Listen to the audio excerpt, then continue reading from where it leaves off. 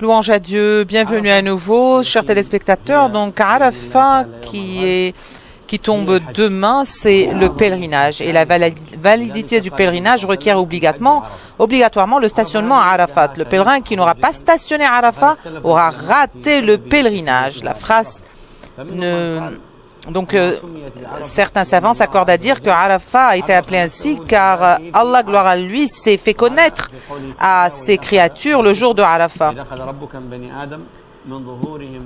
Depuis l'apparition de Adam et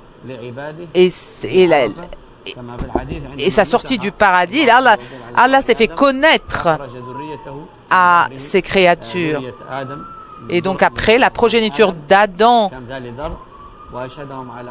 est venue pour témoigner et attester de l'existence de Dieu, gloire à lui. Donc chacun qui a accès à la foi et à la connaissance de Dieu entreprend cette porte vers la connaissance de Dieu. Donc le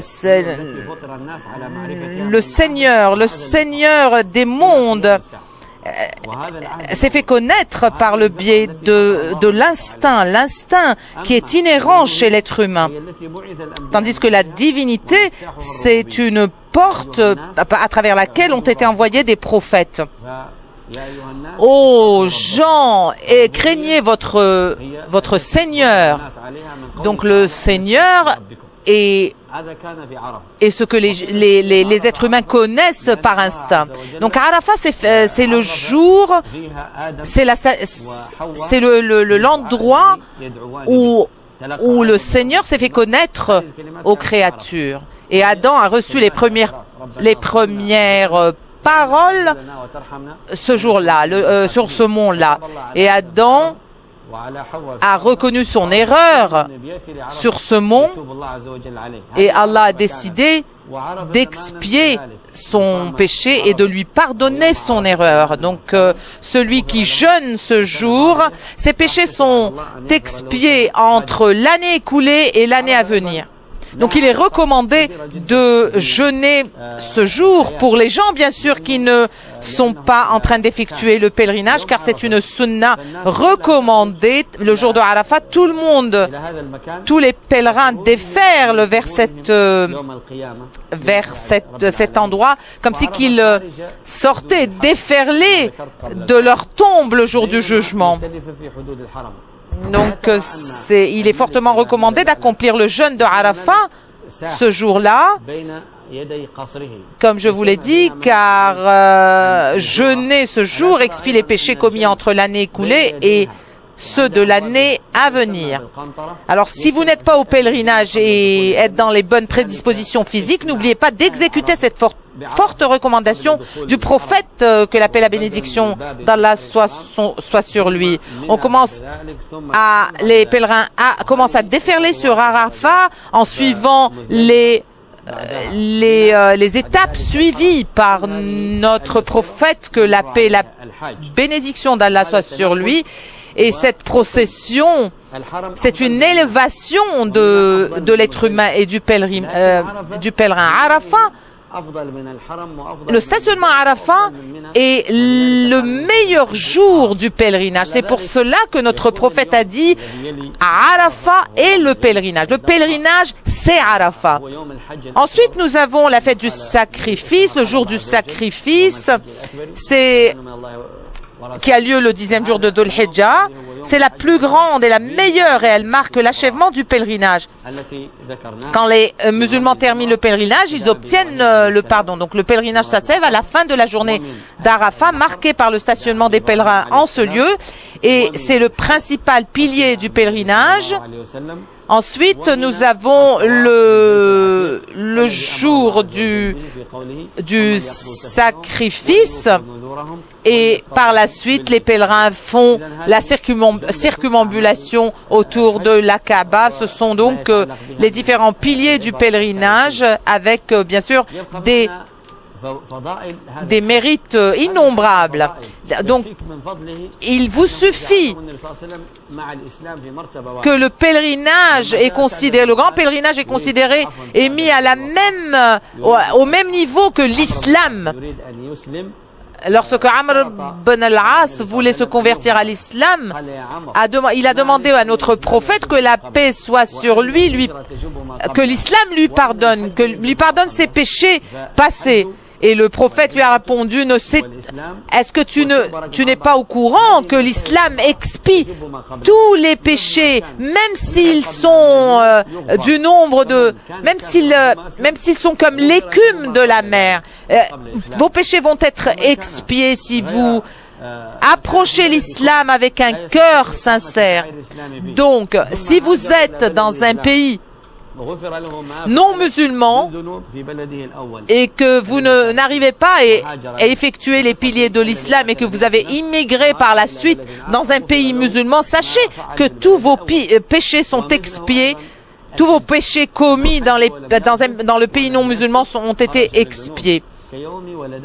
Donc, effectuez le pèlerinage avec un cœur sincère et retournez chez soi en préservant cette spiritualité exclusive. Sachez que vous êtes comme si que vous êtes né de nouveau. Donc, lorsque vous arrivez sur ces lieux sacrés et que vous commencez à faire la telbiya en disant « Me voici Seigneur, me voici, tu n'as pas d'associé, me voici, à toi la louange, la grâce et la souveraineté », sachez que cette telbiya est la porte qui va vous donner accès à la spiritualité, aux délices des mérites de cette saison. Et demandez pardon de manière constante tout au long de votre séjour sur ces lieux sacrés. Et il y a d'autres endroits préférés par Allah, gloire à lui, que Arafat. Donc, essayez de multiplier les invocations durant les 10 jours de Dhul Hijjah et notamment sur ces lieux sacrés comme le lieu de Arafat.